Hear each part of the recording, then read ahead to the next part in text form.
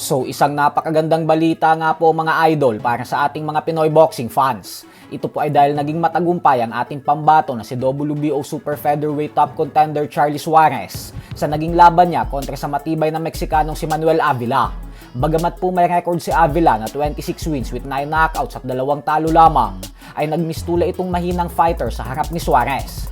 Hindi na po kasi nag-aksaya pa ng panahon si Suarez at agad na itong naging agresibo. Kaya naman napabagsak agad nito sa round 1 si Avila. At dahil medyo wala na sa sarili si Avila, kaya agad na ding itinigil ng referee ang laban.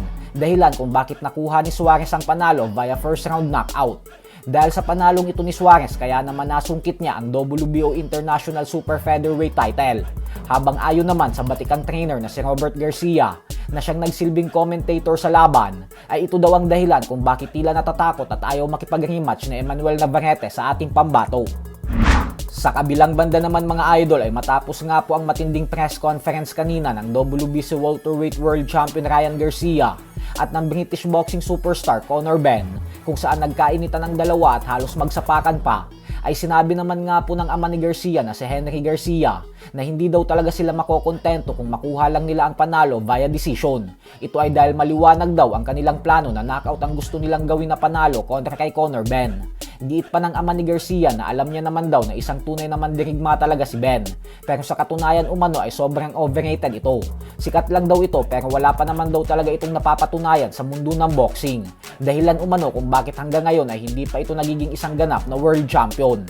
At kung inaakala daw nito na magiging kampiyon na ito sa September 12, ay malaking pagkakamali umano ito dahil muli itong haharangin ang kanyang anak. Bagay na sinang-ayunan naman ni Garcia at sinabing sa gabi daw ng kanilang laban ay makikita natin na sobrang layo ng agwat nilang dalawa sa isa't isa at nawala daw talaga sa level niya si Benn. Giit ni Garcia na kahit umano 80% lang ng kanyang kondisyon at lakas ang ibigay niya sa laban nila, ay sapat na ito upang pataubin si Conor Benn sa loob lamang ng 5 rounds. Kaya tingnan na lang po natin. Samantala, isang hindi magandang balita naman nga po ang dumating para sa former undisputed junior middleweight champion na si Jermell Charlo. Ito po ay dahil bigo itong mabigyan ng Australian visa.